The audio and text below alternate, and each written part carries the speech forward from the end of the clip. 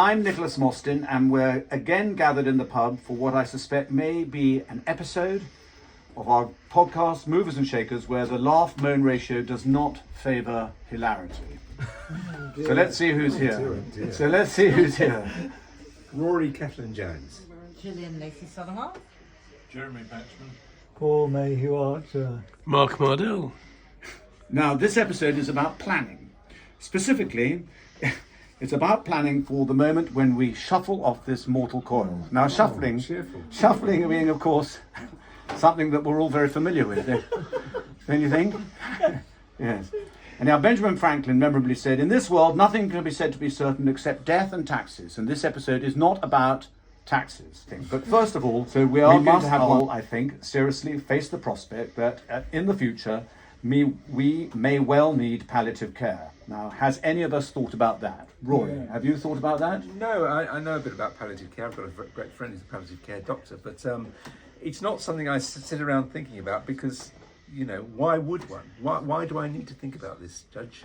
Well, I mean, what about you, Gillian? Have you had any thoughts about this rather gloomy subject? Palliative care is specialised symptoms and stress of the illness, and the overall goal of the care that you receive from palliative care is to improve quality of life for both the patient and family.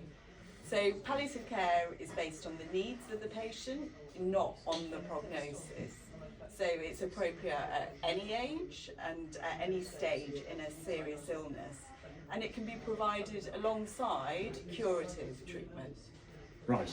So one of the key things that we always insist on is that a family member or somebody that is close to you is present, and that's because not only can you get a collaborative history, but also disease impacts those who are closest to you, and they live through your disease journey. And it's important to understand how they may benefit from extra help, but actually what's happening to them psychologically from a depression or anxiety perspective. How is the referral